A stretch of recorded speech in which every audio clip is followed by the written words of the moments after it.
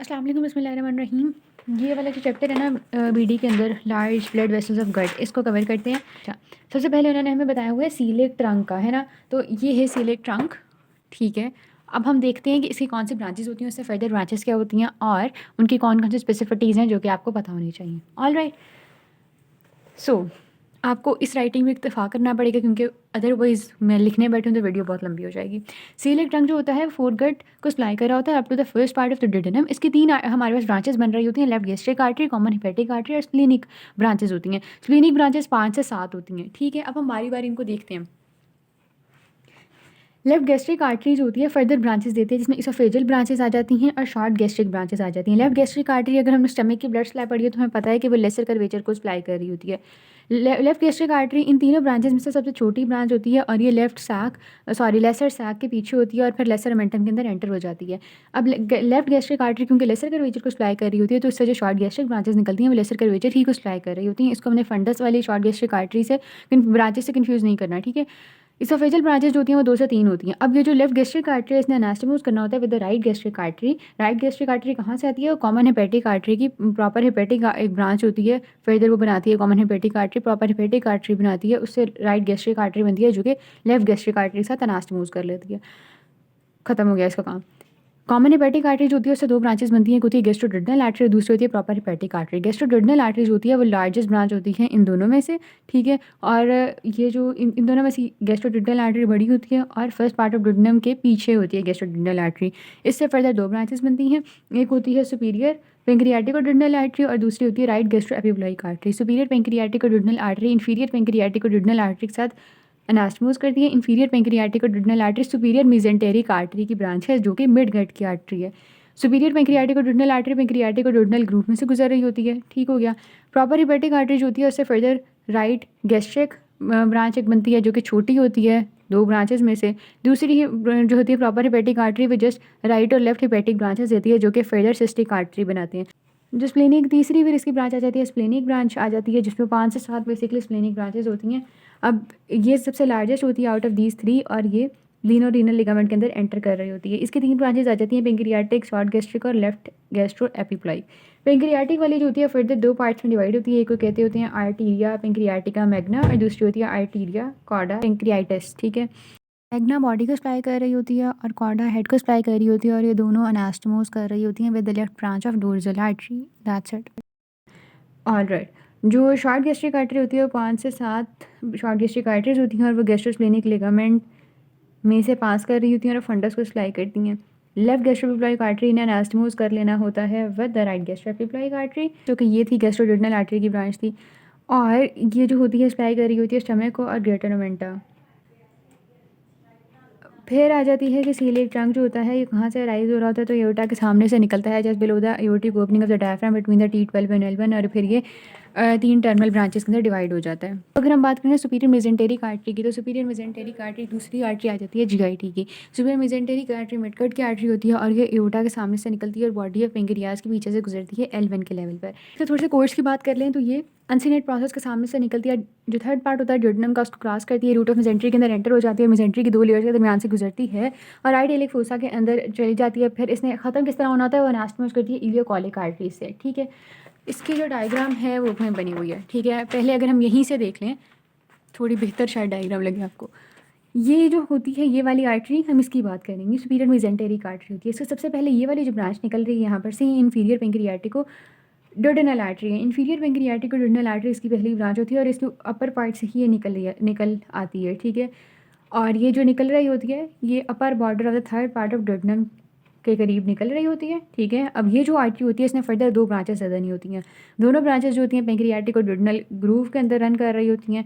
और सप्लाई की अगर हम बात करें तो ये डुडेनम को सप्लाई कर रही होती हैं और हेड ऑफ पेंक्रियाज को सप्लाई कर रही होती है, ठीक है। आगे चलते हैं। फिर अगली जो आर्टरी आ जाती है उसे हम कहते हैं कि मिडल कॉलिक आर्टरी है। मिडल कॉलिक आर्टरी निकल रही होती है इससे सुपीरियर मेसेंटेरिक आर्टरी से जस्ट बिलो द पेंक्रियास। इसने जाके राइट और लेफ्ट आर्टरीज ब्रांचेस दे देनी होती है। जो राइट ब्रांच होती है वो अनास्टोमोस करती है राइट कॉलिक आर्टरी के साथ और जो लेफ्ट ब्रांच होती है मिडल कॉलिक आर्टरी की वो अनास्टोमोस करती है with the left colic artery, ठीक है। बाकी क्या होता है कि ये दोनों जो इसके ब्रांचेज़ होती हैं लेफ़्ट और राइट, ये अनास्टोमोस करके आर्टीरियल आर्केड्स बनाने के अंदर हेल्प करते हैं, जो कि फर्दर फिर ट्रांसवर्स कोलॉन जो है उसको सप्लाई कर रही होती है।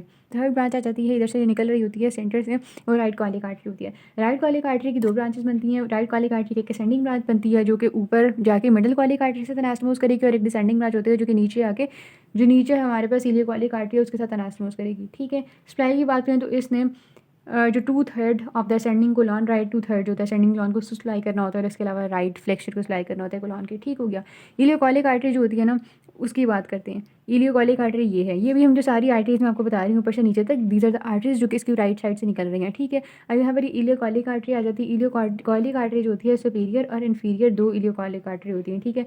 सुपीरियर इलियोकॉलिक आर्टरी जो होती है, ये ब्रांच करके 2 चीज़ आर्टरीज फर्दर बनाती है, 2 ब्रांचेस। इलियोकॉलिक की 2 ब्रांचेस होती हैं, एक सुपीरियर होती है और एक इन्फीरियर होती है। तो जो सुपीरियर ब्रांच होती है वो अनास्टोमोस करती है with the right colic artery, और इसकी जो इन्फीरियर ब्रांच होती है वो अनास्टोमोस करती है with the termination of the superior mesenteric artery. ये इसकी सुपीरियर ब्रांच है जो ऊपर वाली के साथ राइट कॉलिक के साथ अनास्टोमोस करी, और ये इसकी इन्फीरियर ब्रांच है जो इस ही आर्टरी सुपीरियर मेसेंटेरिक आर्टरी की टर्मिनेशन के साथ अनास्टोमोस कर रही है। अब ये जो इन्फीरियर ब्रांच होती है इसकी, वो असेंडिंग कोलॉन को सप्लाई करती है, वो interior and posterior sickle branches देती है, वहाँ पर सप्लाई कर रही होती है। ठीक है। जो इन्फीरियर ब्रांच है उसकी फर्दर ब्रांचेस होती हैं, 4 इसकी ब्रांचेस होती हैं। एक इसने यहाँ पर अपेंडिक्स को सप्लाई कर देना होता है, ठीक है, उसके लिए ब्रांच भेजती है। एक उसने terminal part of the ilium को सप्लाई करना होता है, उसके लिए ब्रांच भेजती है। और थर्ड जो इसकी ब्रांच होती है वो एंटीरियर पोस्टीरियर सीकल ब्रांचेस होती हैं, और जो फोर्थ होती है वो सेंडिंग कॉलिक ब्रांच होती है जो कि सेंडिंग कोलॉन को सप्लाई कर रही है। ऑल राइट, देते हैं लेफ्ट साइड की ब्रांचेस पर। लेफ्ट साइड पर जो होती है ना, जिजनल और इलियल ब्रांचेस होती हैं, 15 से 12 ब्रांचेस होती हैं। ठीक है।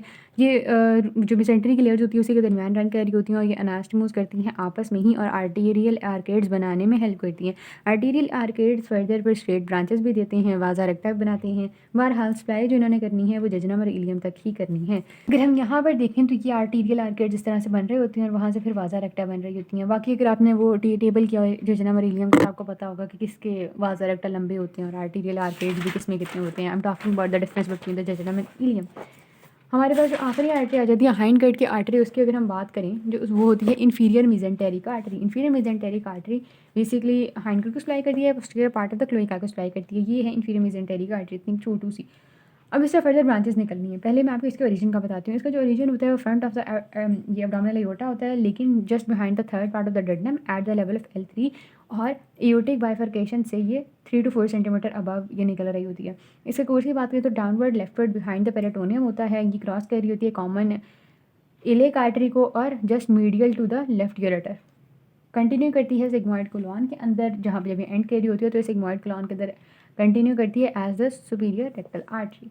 But let's talk about its branches. तो ये इसकी टर्मिनल ब्रांच होगी ना, सुपीरियर रेक्टल आर्टरी, कंटिन्यूएशन होगी। बट यहाँ पर सबसे पहले इसकी ब्रांच जो यहाँ पर निकलती है वो होती है left colic artery. Left colic artery जो होती है वो इस फर्दर ऐसे एक असेंडिंग ब्रांच देती है और एक डिसेंडिंग ब्रांच देती है। असेंडिंग ब्रांच जो होती है वो अनास्टोमोस कर रही होती है with the middle colic artery जो कि थी सुपीरियर मेसेंटेरिक आर्टरी की ब्रांच, और जो इसका डिसेंडिंग पार्ट होता है वो अनास्टोमोस कर रहा होता है with the highest sigmoid artery. Sigmoid arteries ना बेसिकली रेंज कर रही होती हैं 2 से 4 होती हैं सिग्मॉइड आर्टरीज। ठीक है। इसकी अगली ब्रांच है सिग्मॉइड आर्टरीज, यहाँ पर 3-4 सिग्मॉइड आर्टरीज होती हैं।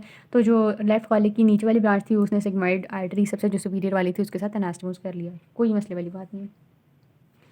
अब जो सिग्मॉइड आर्टरी होती है ना वो क्या करती हैं कि इसका जो अपर पार्ट होता है सिग्मॉइड आर्टरी का वो अनास्टोमोस करता है with the left colic artery. उसका जो लोएस्ट आर्टरी होती है ना वो करती है anastomoses with the superior rectal artery. ठीक है। सप्लाई की बात करें तो डिसेंडिंग कोलॉन को सप्लाई करी होती है, द इलेक पोस्ट और सिग्मॉइड कोलॉन को सप्लाई करी होती है। अच्छा, यहाँ पर ना एक आर्टरी बनी होती है, ये वाली मार्जिनल आर्टरी बन रही होती है, ये वाली। ठीक है। जो लेफ्ट कॉलिक आर्टरी है वो भी थोड़ा सा कंट्रीब्यूट करेगी इसकी फॉर्मेशन के अंदर, और जो सिग्मॉइड वाला आर्टरीज हैं वो भी थोड़ा कंट्रीब्यूट करेंगे इसकी फॉर्मेशन के अंदर। Let's talk about the continuation of the inferior mesenteric artery which is the superior rectal artery. Opposite to the S3 इसने स्टार्ट हो जाना होता है, और ये फिर 2 ब्रांचेस देती है, एक इसकी राइट होती है और एक इसकी लेफ्ट होती है। ये दोनों ब्रांचेस जो होती हैं ये muscular coat of the rectum को पेयर्स करती हैं, फर्दर फिर ब्रांचेस बहुत ज़्यादा देती हैं, और वो ब्रांचेस आपस में अनास्टोमोस करती हैं। फर्दर जो ब्रांचेस निकल रही होती हैं राइट और लेफ्ट से, वो निकल रही होती हैं at the level of lower sphincter. उन ब्रांचेस ने निकल के जो lower end of the sphincter होता है उसके गिर्द लूपिंग करनी होती है। एनीवेज अनास्टोमोसिस जो होता है देने के बाद ये एनल कैनाल के अंदर प्रेजेंट होती हैं, और ये फिर कंटिन्यूस हो जाती हैं with the middle inferior rectal artery. Marginal artery की बात कर लें हम, तो marginal artery basically different arteries के अनास्टोमोसिस से बन रही होती है। यहाँ पर जिस तरह मेंशन किया हुआ मोस्टली कॉलिक वाली है। ठीक है। Right colic, left colic, middle colic, ileocolic, sigmoid artery. ठीक है। और सिग्मॉइड और डिसेंडिंग पार्ट के अंदर ये सबसे क्लोज होती है कोलॉन के, और वाजा रेक्टा इधर से निकल रहे होते हैं। You want a similar video on veins of gut? Comment down below and we can think about it.